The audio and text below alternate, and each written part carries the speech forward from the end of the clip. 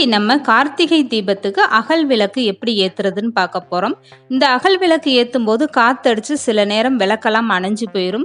இந்த மாதிரி காத்துக்கு விளக்கு அணையாம இருக்கிறதுக்கும் கீழே எண்ணெய் கசிவு ஆகாம இருக்கிறதுக்கும் சில குறிப்புகளோடு இன்னைக்கு நம்ம வீடியோவை பார்க்க போறோம். ஹலோ ஃப்ரெண்ட்ஸ், வெல்கம் டு சமையல் டிலைட்.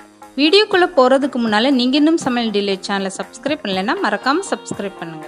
ஃபர்ஸ்ட் குறிப்பு என்னன்னு பார்த்தீங்கன்னா, இந்த மாதிரி புது அகல் விளக்கு வாங்கினதும் நீங்கள் உடனே பயன்படுத்தக்கூடாது.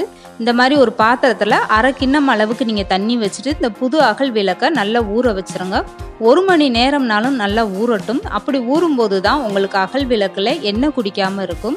இந்த அகல் விளக்கை இந்த மாதிரி நீங்கள் தண்ணியில் ஊற வச்சுட்டு அதுக்கப்புறம் பயன்படுத்தும் போது உங்களுக்கு எண்ணெய் குடிக்காது. இப்போ 1 மணி நேரமாக ஊற வச்ச இந்த அகல் விளக்கு எல்லாமே நல்லா ஊறிடுச்சு பாருங்க. இதுக்கப்புறம் தண்ணியை வடிச்சிட்டு நீங்கள் வேற ஒரு தட்டில் எடுத்து வச்சுக்கோங்க. இப்போ இந்த அகல் விளக்குல ஒரு வெள்ளை துணியை போட்டுட்டு நல்லா தொடச்சி எடுத்துக்கோங்க. தொடச்சிட்டு ஒரு 5 நிமிஷம் நீங்கள் ஃபேன் காற்றுல காய வச்சிட்டிங்கன்னா இந்த அகல் விளக்குல உள்ள ஈரமெல்லாம் நல்லா எடுத்துரும். இப்போ இந்த அகல் விளக்கு எல்லாமே நல்லா க்ளீன் பண்ணி எடுத்தாச்சு. இதுக்கப்புறமா 2வது குறிப்பு என்னன்னு பார்க்கலாம். நம்ம அகல் விளக்கு வாங்கும்போது ஓட்டை இல்லாமல் பார்த்து வாங்கினாலுமே நம்ம விளக்கு ஏற்றும் போது எண்ணெய் கசிவு ஆரம்பிச்சிடும். அந்த மாதிரியெல்லாம் எண்ணெய் கசிவு ஆகாமல் இருக்கிறதுக்காக இந்த குறிப்பை நீங்கள் ஃபாலோ பண்ணுங்கள். நம்ம எல்லாருமே வீட்டில் யூஸ் பண்ணக்கூடிய நெல் பாலிஷ் இருக்கும். இதை ஒரு சில பேர் பாதி யூஸ் பண்ணிவிட்டு பாதி அப்படியே மூலையில் போட்டு வச்சுருப்பாங்க. இப்படி மீதம் இருக்க நெல் பாலிஷை நீங்கள் வேஸ்ட் பண்ண வேண்டாம். அதை எடுத்து வச்சுட்டு இந்த மாதிரி அகல் விளக்கு பின்னாடி நீங்கள் அப்ளை பண்ணி விடுங்க. இப்படி அப்ளை பண்ணும்போது உங்களுக்கு சின்ன சின்ன ஓட்டை இருந்தாலுமே அதை அடைச்சிக்கிறோம். இதுக்கப்புறம் நீங்கள் விளக்கு ஏற்றுனீங்கன்னா கொஞ்சம் கூட உங்களுக்கு எண்ணெய் கசிவே ஏற்படாது. வீடெல்லாம் பார்க்குறதுக்கு ரொம்ப நீட்டாக இருக்கும். இந்த மாதிரி அகல் விளக்கு பின்னாடி நீங்கள் நெல் பாலிஷ் அப்ளை பண்ணிவிட்டு இதை நல்லா காய வச்சு எடுத்துக்கோங்க. இப்போ அடுத்ததான் 3வது குறிப்பு என்னன்னு பார்க்கலாம். இப்போ வீட்டில் நம்ம விளக்குக்கெல்லாம் சந்தன குங்குமம் வைக்கும்போது நம்ம கையெல்லாம் சந்தன குங்குமம் கரை பட்டுட்டா போகாது. அதை எப்படி நீட்டாக கையில் படாமல் வைக்கிறதுன்னு பார்க்கலாம். இப்போ ஒரு கிண்ணத்தில் சந்தனமும் ஒரு கிண்ணத்தில் குங்குமம் எடுத்துக்கோங்க. இதில் கொஞ்சமாக நீங்கள் தண்ணி விட்டு கரைச்சி எடுத்துக்கோங்க. இந்த சந்தன குங்குமத்தில் நீங்கள் தண்ணிக்கு பதில் பன்னீர் இருந்தால் சேர்த்துக்கோங்க. நல்லா வாசனையாக இருக்கும். இதுக்கப்புறமா வீட்டில் இருக்கக்கூடிய ஒரு பட்ஸ் எடுத்துக்கோங்க. இந்த பட்ஸில் ஒரு முனையில் இந்த மாதிரி சந்தனத்தை நல்லா கலந்து விட்டுக்கோங்க. ஒரே பட்ஸில் இன்றைக்கி சந்தனம் குங்குமம் ரெண்டுமே நம்ம ஈஸியாக வைக்க போகிறோம். ஃபஸ்ட்டு இந்த மாதிரி சந்தனத்தை கலந்துட்டு அகல் விளக்கில் நீங்கள் இந்த மாதிரி லேசாக பொட்டு மாதிரி வச்சுக்கோங்க. மறுமுனையில் நீங்கள் குங்குமத்தை கலந்துட்டு அதையும் எடுத்து நீங்கள் பொட்டாக வச்சு விட்டுருங்க. இந்த மாதிரி வைக்கும்போது உங்கள் கையிலெல்லாம் சந்தனம் குங்குமம் கரைப்படாது. கை பார்க்குறதுக்கு ரொம்ப நீட்டாக இருக்கும். இந்த மாதிரி எல்லா அகல் விளக்குலையும் நீங்கள் சந்தன குங்குமம் வச்சுக்கோங்க. உங்கள் கையில் கரைப்படாமல் பார்க்குறதுக்கு ரொம்ப நீட்டாக இருக்கும். வீட்டில் இருக்கக்கூடிய குத்து விளக்கு, காமாட்சி விளக்கு எல்லாத்துக்குமே நீங்கள் இந்த மாதிரி சந்தன குங்குமம் வைக்கலாம். நீங்கள் வீட்டில் வேலையாக இருக்கும்போது வீட்டில் உள்ள சின்ன பசங்கிட்ட இந்த வேலையை ஒப்படைச்சிங்கன்னா ரொம்பவே சூப்பராக முடிச்சு கொடுத்துருவாங்க. உங்களுக்கும் வேலை குறையும். இந்த மாதிரி வேலையெல்லாம் சின்ன பசங்க ரொம்ப ஆசையாக செய்வாங்க. இப்போ எல்லா அகல் விளக்குலையுமே இதே மாதிரி சந்தன குங்குமம் வச்சாச்சு. வச்சது போக மீதம் சந்தன குங்குமம் இருக்கு பாருங்க. இதை நீங்கள் வீட்டில் இருக்கக்கூடிய விளக்குக்கெல்லாம் பயன்படுத்திக்கலாம். வேஸ்ட் பண்ண வேண்டாம். இப்போ விளக்கேற்றுறதுக்காக இந்த மாதிரி சந்தன குங்குமம்லாம் வச்சு அகல் விளக்கு ரெடி ஆயிடுச்சு பாருங்க. இப்போ அடுத்ததான் 4வது குறிப்பு என்னன்னு பார்க்கலாம். நம்ம வீட்டில் பாத்திரம் விளக்கக்கூடிய லிக்யூடு டப்பாலாம் அந்த மாதிரி இருக்கும். இதை நீங்கள் வேஸ்ட் பண்ணாமல் தண்ணி ஊற்றி கழுவி க்ளீன் பண்ணி எடுத்து வச்சுக்கோங்க. இதுக்கப்புறம் தண்ணி இல்லாமல் நல்லா காய வச்சு தொடச்சி எடுத்துட்டு அதில் நீங்கள் எண்ணெய் ஊற்றிட்டு அதுக்கப்புறம் நீங்கள் இந்த மாதிரி ஒவ்வொரு அகல் விளக்குலையும் நீங்கள் எண்ணெய் சேர்த்துக்கோங்க. இந்த மாதிரி லிக்யூடு டப்பாலாம் நீங்கள் வேஸ்ட் பண்ணாதீங்க. நல்லா கழுவிட்டு க்ளீன் பண்ணி எடுத்து வச்சுக்கிட்டிங்கன்னா கோவிலுக்கு போகும்போது இந்த டப்பாவில் நீங்கள் எண்ணெய் கொண்டு போங்க. அப்போ விளக்குக்கு ஊற்றும் போது கீழே சிந்தாமல் பார்க்குறதுக்கு ரொம்ப நீட்டாக இருக்கும். இப்போ அகல் விளக்கு எல்லாமே எண்ணெய் ஊற்றி ரெடியாக இருக்குது பாருங்கள். இதுக்கப்புறமா ஒவ்வொரு திரியாக நீங்கள் விளக்கில் சேர்த்துக்கோங்க. இப்போ அகல் விளக்கு எல்லாமே விளக்கு ஏற்றுறதுக்கு ரெடியாக இருக்குது பாருங்கள். இந்த மாதிரி எல்லா அகல் விளக்கும் நீங்கள் ரெடி பண்ணி எடுத்து வச்சுக்கோங்க. இப்போ விளக்கில் எல்லாமே திரியும் போட்டாச்சு. இதுக்கப்புறம் ஒரு தீக்குச்சி எடுத்துகிட்டு மருந்து இல்லாத பகுதியாக நீங்கள் எடுத்துக்கோங்க. தீக்குச்சியை அந்த மாதிரி தீக்குச்சியை வச்சு நீங்கள் எண்ணெயில் நனைச்சிட்டு இந்த திரி மேலே லேசாக ஒரு சொட்டு எண்ணெய் எடுத்துக்கிட்டிங்கன்னா அப்போ விளக்கு ஏற்றும் போது ரொம்ப ஈஸியாக இருக்கும். இந்த மாதிரி நீங்கள் விளக்கு ஏற்றுங்க. ஒரே குச்சியில் நீங்கள் 4-5 விளக்கு ரொம்ப ஈஸியாக ஏற்றலாம்.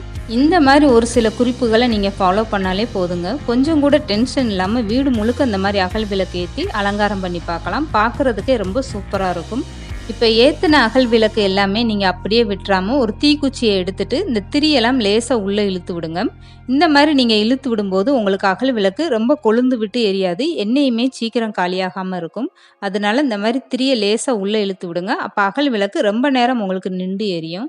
இப்ப ஏத்துன அகல் விளக்கு காத்துக்கு அணையாம இருக்கிறதுக்காக 5வது குறிப்பா இந்த மாரி ஒரு வாட்டர் பாட்டில் எடுத்துக்கோங்க. வீட்ல எல்லாம் வேஸ்ட்டா இருக்கக்கூடிய இந்த வாட்டர் பாட்டில் எடுத்துக்கோங்க. இப்ப எடுத்திருக்க இந்த வாட்டர் பாட்டில விளக்கு எந்த உயரமோ அந்த உயரத்துக்கு நீங்க இந்த மாரி அளவு வச்சு கட் பண்ணி எடுத்துக்கோங்க. இந்த வாட்டர் பாட்டில கத்தினால ரொம்ப ஈஸியா கட் பண்ண முடியாது. அதனால தீயில நீங்க கத்திய லேசா காமிச்சிட்டு அதுக்கப்புறமா இந்த மாரி வாட்டர் பாட்டில கட் பண்ணி எடுத்துக்கோங்க. இந்த மாரி கட் பண்ணி எடுத்துக்கிட்ட வாட்டர் பாட்டில ஒரு அகல் விளக்கு நடுவுல வச்சுட்டு இந்த மாரி நீங்க சுத்தி கவர் மாரி வச்சு விட்டீங்கன்னா போதுங்க. எவ்வளோ காத்து அடிச்சாலுமே உங்களுக்கு அகல் விளக்கு சீக்கிரமாவே அணையாது. இப்ப 6வது குறிப்பா வீட்ல நம்ம விளக்கேத்தும் போது எண்ணெய் கசிஞ்சா இந்த எண்ணெயை எப்படி கிளீன் பண்ணி எடுக்கிறதுன்னு பார்க்கலாம். இப்போ எண்ணெய் கசிஞ்ச இடத்துல கொஞ்சமா நீங்க கோலப்பொடி வச்சுட்டு இந்த மாதிரி நல்லா தேய்ச்சி எடுத்துருங்க. இப்படி கோலப்பொடியை வச்சுட்டு இந்த இடத்த நல்லா கிளீன் பண்ணி விட்டுருங்க. இப்படி பண்ணும்போது இந்த கோலப்பொடியில் அந்த எண்ணெய் எல்லாம் நல்லா உறிஞ்சு அந்த இடமே உங்களுக்கு நல்லா கிளீன் ஆயிரும். இந்த மாதிரி நல்லா கிளீன் பண்ணி விட்டுட்டு இதுக்கப்புறம் ஒரு பேப்பரை போட்டோ இல்லை இந்த மாதிரி ஒரு வெள்ளை துணியை வச்சு நீங்கள் கிளீன் பண்ணி எடுத்துருங்க. இப்போ பாருங்கள் கையில் கொஞ்சம் கூட எண்ணெய் பிசுறே இல்லை பாருங்கள். வீட்டில் எங்கே எண்ணெய் சிந்திருந்தாலுமே பரவாயில்லைங்க. இந்த மாதிரி கோலப்பொடியை வச்சு க்ளீன் பண்ணிங்கன்னா அந்த இடமே ரொம்ப நீட்டாயிரும். கொஞ்சம் கூட எண்ணெய் பிசுறே இல்லாமல் பார்க்குறதுக்கு ரொம்ப அழகாக இருக்கும். நீங்கள் சிந்தின எண்ணெயை க்ளீன் பண்ணுறதுக்காக மைதா மாவு, பச்சரிசி மாவு அந்த மாதிரி கூட பயன்படுத்தி நீங்கள் க்ளீன் பண்ணலாம். ஆனால் மாவோட விலையெல்லாம் அதிகமாக இருக்கிறதுனால நீங்கள் மாவை வேஸ்ட் பண்ண வேணாம். இந்த மாதிரி கொஞ்சமாக கோலப்பொடியை தூவிட்டு க்ளீன் பண்ணாலே போதுங்க. அந்த இடமே நீட்டாயிரும். இப்போ அகல் விளக்கு ஏற்றுறதுக்காக உங்களுக்கு விருப்பமானபடி இந்த மாதிரி கோலம் போட்டுக்கோங்க. இந்த கோலத்தில் சந்தனம் குங்குமம்லாம் வச்சுட்டு இதுக்கப்புறம் நீங்கள் அகல் விளக்கு ஏற்றுங்க.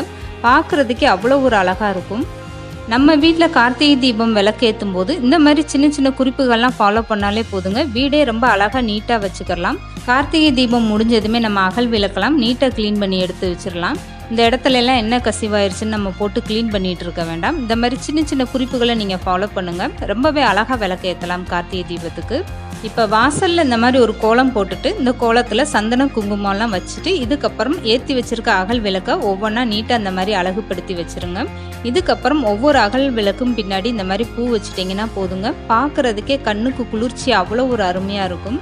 இதுக்கப்புறமா தண்ணியிலே எப்படி விளக்கேற்றுறதுன்னு பார்க்கலாம். இந்த தண்ணியில் விளக்கேற்றுறதுக்காக இந்த மாதிரி கண்ணாடி கிளாஸில் ஒரு 3/4 பகுதி அளவுக்கு தண்ணி வச்சுக்கோங்க. இதுக்கப்புறம் இந்த மாதிரி பாட்டில் மூடி ஒன்று எடுத்துக்கோங்க. இந்த மாதிரி ஒரு ஒல்லியான கம்பியும் எடுத்துக்கோங்க. இந்த கம்பியை நீங்கள் அடுப்பில் லேசாக காமிச்சிங்கன்னா சூடாயிரும். இந்த சூடான கம்பியை இந்த பாட்டில் மூடியில் வச்சு நடுவில் இந்த மாதிரி சின்னதாக ஒரு ஓட்டை போட்டுக்கோங்க. இதுக்கப்புறமா 3 ஸ்பூன் அளவுக்கு விளக்கேற்றுற எண்ணெயை நீங்கள் இந்த தண்ணியில் சேர்த்துக்கோங்க. தண்ணியில் நீங்கள் எண்ணெய் சேர்க்கும் போது இந்த மாதிரி எண்ணெயெல்லாம் மேலே படர்ந்து வந்துடும். இதுக்கப்புறம் நீங்கள் விளக்கேற்றும் போது அந்த விளக்கு சீக்கிரமாகவே அணையாது. இப்போ தண்ணியில் எண்ணெய் சேர்த்தாச்சு. இதுக்கப்புறம் ஒரு திரி எடுத்துக்கோங்க. இந்த திரியை கையில் வச்சுட்டு இந்த மாதிரி நல்லா பொடிசாக உருட்டி எடுத்துக்கோங்க. இப்போ ஓட்டை போட்டு வச்சுருக்க இந்த மூடிக்குள்ளே இந்த திரியை விட்டு நல்லா உள்ளே இழுத்து விட்டுருங்க. வெளியில் விளக்கேற்றுறதுக்கு எந்த அளவுக்கு திரி வேணுமோ அந்த அளவுக்கு நீங்கள் நல்லா திரியை உள்ளே இழுத்து விட்டு மேலாக இந்த மாதிரி தெரிகிற மாதிரி திரியை வச்சுக்கோங்க. இப்போ இந்த திரியில் ஒரு 2 சொட்டு அளவுக்கு மட்டும் விளக்கேற்றுற எண்ணெயை விட்டுட்டு நல்லா இந்த மாதிரி திரிச்சு விட்டுருங்க கையில். இதுக்கப்புறம் உள்ளே இருக்க திரியிலையுமே நீங்கள் எண்ணெய் தடவிட்டு இந்த மாதிரி நல்லா திரிச்சு விட்டுருங்க. இப்படி செய்யும்போது தாங்க விளக்கு ரொம்ப நேரம் நின்று எரியும், சீக்கிரமாகவே அணையாது. இப்போ இந்த திரி கலந்த மூடியை நீங்கள் இந்த தண்ணிக்குள்ளே போட்டுருங்க. தண்ணிக்குள்ளே போட்டதுமே மேலே மிதக்க ஆரம்பிச்சிருச்சு பாருங்கள். இதுக்கப்புறம் உங்களுக்கு விருப்பமான பூவை இந்த மாதிரி நல்லா தண்ணிக்குள்ளே சுற்றி தூவி விட்டுக்கோங்க. இப்படி தூவி விட்டுட்டு நடுவில் நீங்கள் விளக்கு ஏற்றும் போது அந்த விளக்கு எரியலை பார்க்குறதுக்கே அவ்வளோ ஒரு அழகாக இருக்குங்க. இப்போ தண்ணியில் ஃபுல்லாக பூ தூவியாச்சு பாருங்கள். இந்த மூடியை நடுவில் வச்சாச்சு. இப்போ விளக்கு ஏற்றலாம். பார்க்குறதுக்கு எவ்வளோ ஒரு அழகாக இருக்குது பாருங்கள். இந்த விளக்கு உங்களுக்கு சீக்கிரமாகவே அணையாது. தண்ணியிலே ஏற்றுற இந்த விளக்கு ரொம்ப நேரம் நின்று எரியும். பார்க்கும்போது ரொம்பவே சூப்பராக இருக்கும். கார்த்திகை தீபம் அன்னைக்கு உங்கள் வீட்லேயும் இந்த மாதிரி ஒளிமயமான விளக்கு ஏற்றுங்க. பார்க்குறதுக்கே கண்ணுக்கு குளிர்ச்சியாக ரொம்பவே சூப்பராக இருக்கும். இந்த வீடியோ பிடிச்சிருந்தா லைக் பண்ணுங்கள், ஷேர் பண்ணுங்கள். மறக்காமல் சமையல் டெய்லி சேனலை சப்ஸ்கிரைப் பண்ணுங்கள்.